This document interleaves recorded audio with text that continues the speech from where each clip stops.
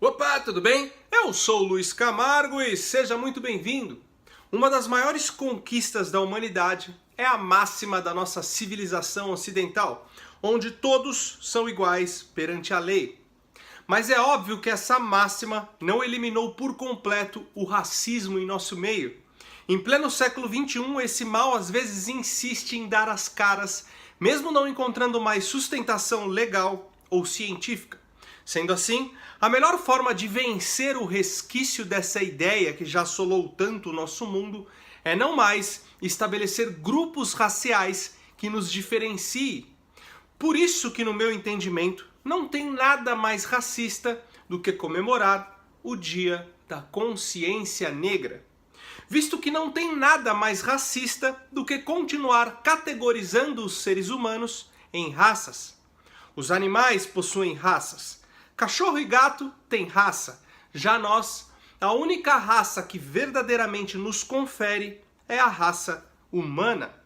E o que diferencia a raça humana dos demais animais é justamente o fato de possuirmos uma consciência, o que torna um tremendo paradoxo elegermos um dia para usarmos essa nossa consciência em um exercício que saliente a existência de determinado grupo racial entre nós, nos igualando assim à dinâmica dos demais animais.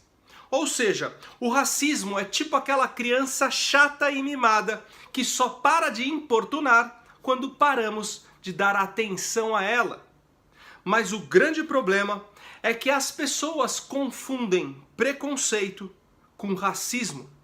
Por isso que antes de discutir a questão do racismo aí nos dias de hoje, temos que primeiro entender a diferença gritante que existe aí entre esses dois termos.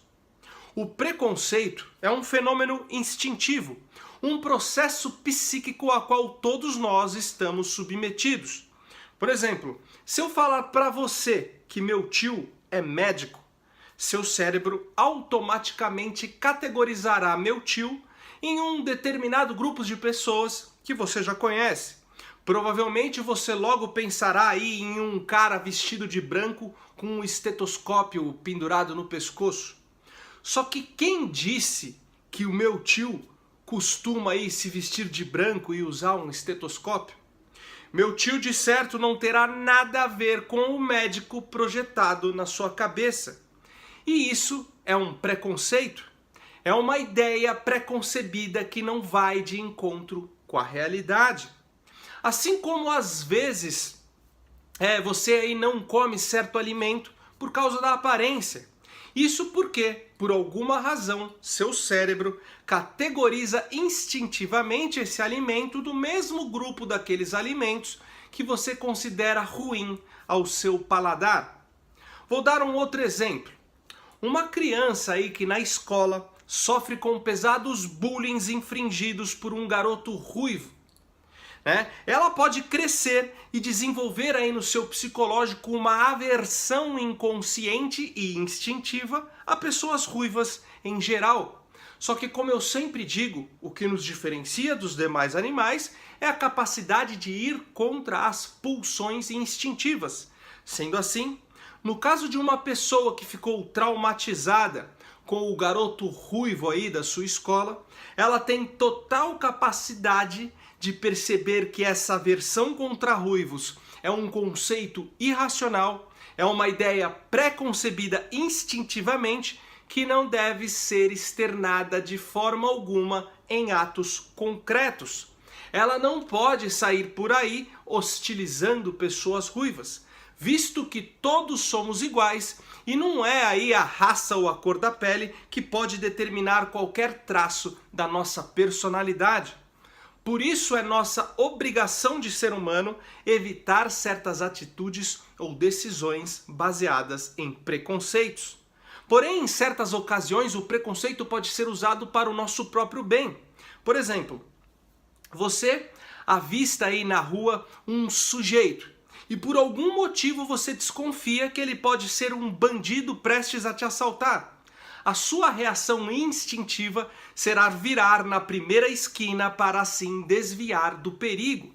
E essa atitude, sem dúvidas, é preconceituosa. Um preconceito que pode ter tanto evitado um assalto, como pode também ter apenas feito você desviar do seu caminho original à toa. A problemática do preconceito nessa situação está no perfil do indivíduo que fez o seu cérebro, no momento em que você o avistou, categorizá-lo em um grupo de pessoas consideradas perigosas. Da mesma forma que você categorizou o meu tio médico no grupo de pessoas que se vestem aí de branco. Então vamos agora testar nosso preconceito. Vou pôr aqui a foto de um cara. Se você visse esse sujeito à noite, em uma rua deserta, vindo em sua direção, você desviaria dele?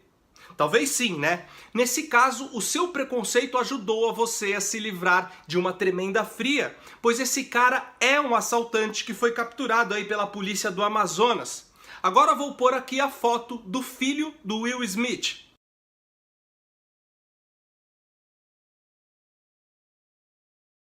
Vamos supor que você não soubesse quem ele é e o visse aí à noite em uma rua deserta vindo em sua direção. Se você desviou daquele cara do primeiro exemplo, com certeza você desviaria do filho do Will Smith também. Mas será que você faria isso simplesmente porque ele é negro? Ou por causa aí das suas roupas e do seu estilo? Vou colocar aqui a foto do MC Guimê, cantor de funk, do Steve O e do Bam Margera, ambos aí do Jackass.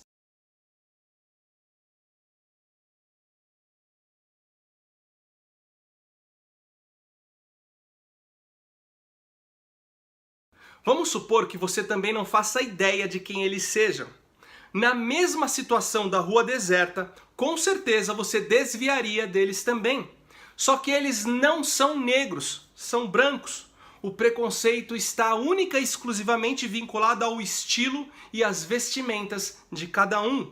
E agora, se nessa mesma situação você visse esse sujeito,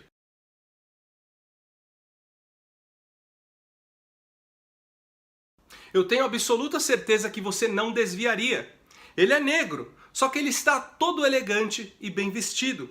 Fica claro que o preconceito nesses casos não se deu pela cor da pele, não se deu por questões raciais, mas sim pela maneira como as pessoas estavam vestidas, pela maneira como elas se portavam.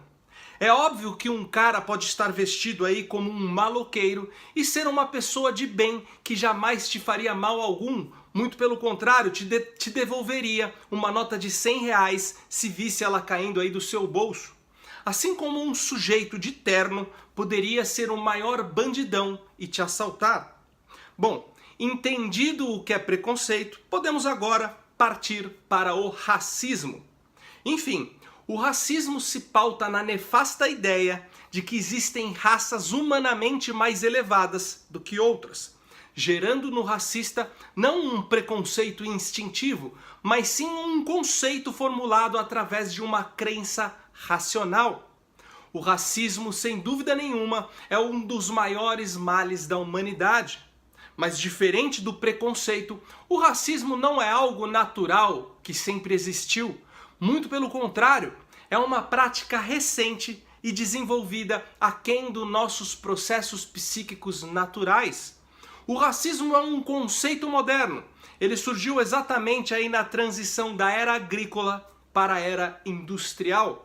Enquanto a ciência alcançava aí o seu ápice e o mundo saía da idade das trevas para entrar no período das luzes, o homem se embriagava com a ideia de que existem raças superiores e raças inferiores, e que por conta disso as raças inferiores deveriam ser subjugadas ou até mesmo exterminadas. O fato é que o pensamento racista nasceu através da teoria evolucionista de Charles Darwin. Todos os idealistas que aspiravam a um futuro perfeito formado aí por uma sociedade mais evoluída se debruçaram nos preceitos estabelecidos por Darwin. Karl Marx e Adolf Hitler são dois grandes exemplos. Eu não quero nesse vídeo entrar nesse cansativo debate entre criacionismo e evolucionismo. Eu particularmente creio que tudo aquilo que existe veio à existência através de uma mente inteligente. Deus, para mim, é a causa primeira para todas as coisas, e ele criou o homem à sua imagem e semelhança. Mas esse homem parou de refletir a sua imagem a partir do momento que resolveu ser o Deus de si mesmo. E essa é a concepção do pecado original que converteu o homem de ser humano guiado por Deus a um bicho controlado por um instinto egoísta. Isso para mim é suficiente para remontar aí a nossa origem, mas crer nisso não me faz ser adepto da Terra plana e muito menos rejeitar por completo o evolucionismo. Inclusive não vejo incompatibilidade entre criacionismo e determinadas categorias aí do evolucionismo. E acho tolice rejeitar a existência dos precedentes Homo habilis, Homo erectus, até a chegada aí do modelo de homem que vemos hoje passeando no shopping. O grande problema é o alto pedestal que colocam Charles Darwin, tomando aí sua teoria como verdade absoluta e incontestável, e relegando o criacionismo à categoria de uma mera fábula infantil. Primeiro que Darwin não inventou a teoria da evolução, ele encontrou-a pronta sob a forma aí de doutrina esotérica na obra do seu próprio avô. E como hipótese científica espalhadas nos livros de Aristóteles, Santo Agostinho, São Tomás de Aquino e muitos outros.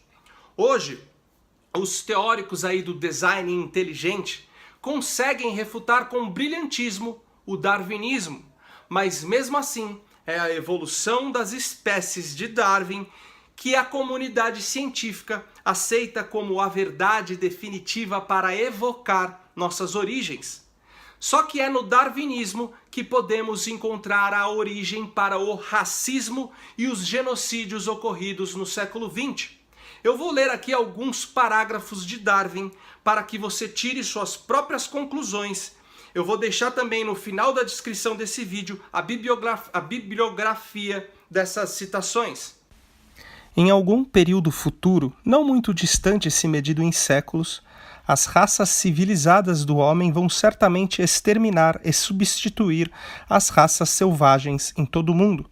Ao mesmo tempo, os macacos antropomorfos serão sem dúvidas exterminados. A distância entre o homem e seus parceiros inferiores será maior, pois mediará entre o homem num estado mais civilizado, esperamos, do que o caucasiano, e algum macaco tão baixo quanto o babuíno, em vez de como agora, entre o negro ou o australiano e o gorila.